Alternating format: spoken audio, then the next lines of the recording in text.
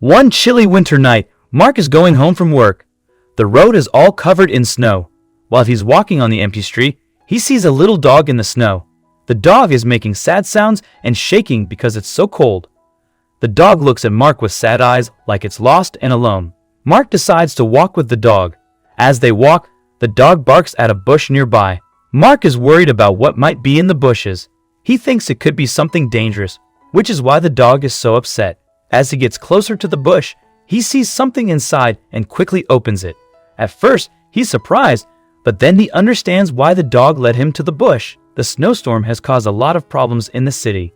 Mark is lucky because his work is close enough to walk to, but no one should be out in the cold. Mark is about to find a poor creature that has been outside for too long.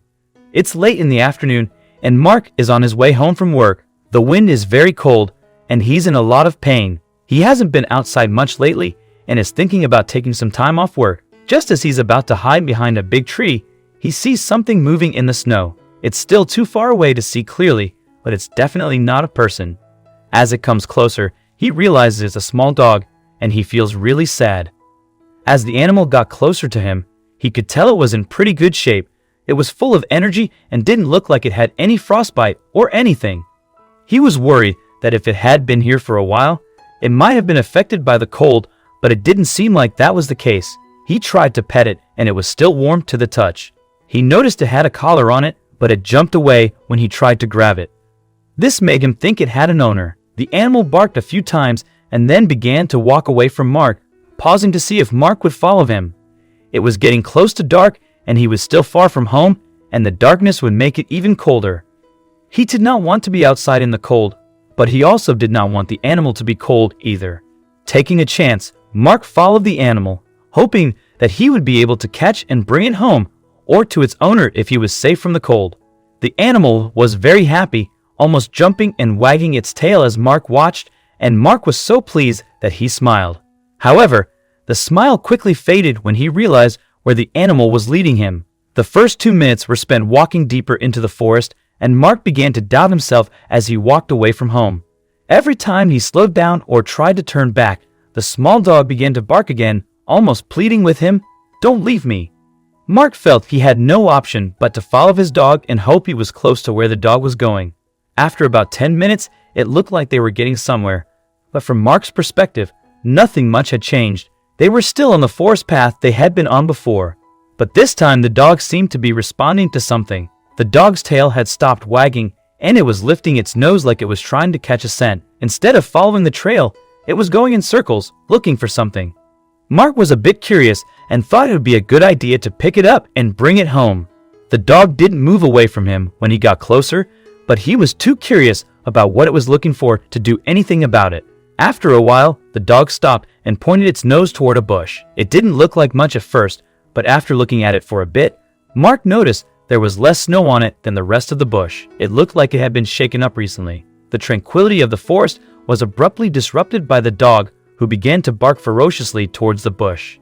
Initially, Mark was taken aback, but now it was evident that there was something in the bushes that he should be wary of. As he approached the bush, he was uncertain of what he was facing and if it could be a threat to his safety. It could be an animal, and if it had been struggling in the storm, it could have been capable of anything.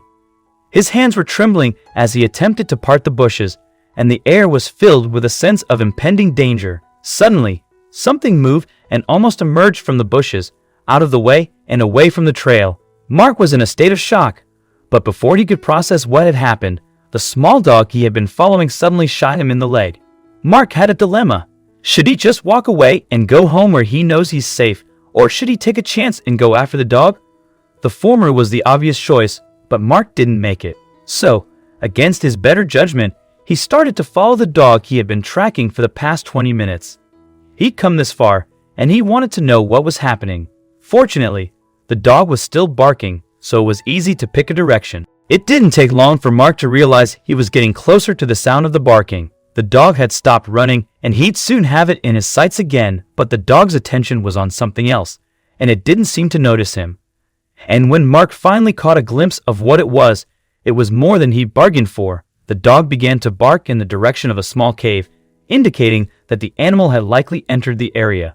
Mark was eager to investigate the situation, but as he had previously observed bears in the vicinity and believed it to be a suitable place for them to hibernate, was skeptical. The storm had begun to worsen and the visibility was poor, making it difficult to see.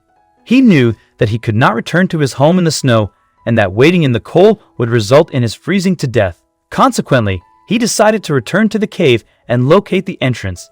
Despite his apprehension, he returned to the cave with a sense of relief. Mark could tell that the dog felt the same discomfort as he did. He was quiet with his tail tucked under his legs. Mark was certain that there was something in the cave, but what? He was torn between the idea of waiting near the entrance and being attacked, or of exploring the cave thoroughly and knowing what awaited him. He had decided that he would rather face danger than hide in fear, so he removed his phone flashlight and began to descend into the cave. The dog followed him, but did not seem to dare to look back. The further he went, the more relaxed the dog became. He had not yet detected any signs of bears in the cave, thankfully. Perhaps he was overreacting. This moment of serenity was short-lived, however, as a sudden sound came from the depths of the cave. It was a dog, and it was barking at something. The noise seemed to rattle something inside the dog, and it began to bark again. The dog dashed ahead, too far for Mark's flashlight, so he had to follow blindly. He was tired of this, but he had to. He rushed into a cave, hoping the dog wouldn't be a problem.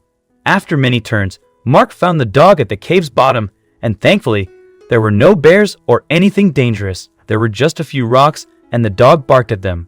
With his flashlight, Mark cautiously approached the rocks, not sure what to expect. When he shone the light, he saw two pairs of intense eyes on an unexpected creature, a small, suffering cat who had been out in the extreme cold for days. The animal was still pretty young, and Mark couldn't understand how it had survived without its mother. So, he decided to take the cat with him. With the help of his small dog, he went back to the cave entrance. The snowstorm had finally calmed down enough for him to go home. First, Mark took the cat and his dog to the vet. He paid for a thorough checkup for both animals. Luckily, the vet didn't find anything wrong with them, and they needed some time to heal from their injuries. But then, Mark decided to adopt both the cat and the dog. He didn't have to wait long because Faith had brought the animals with her. Mark didn't want to harm the animals. He wanted them to live with him.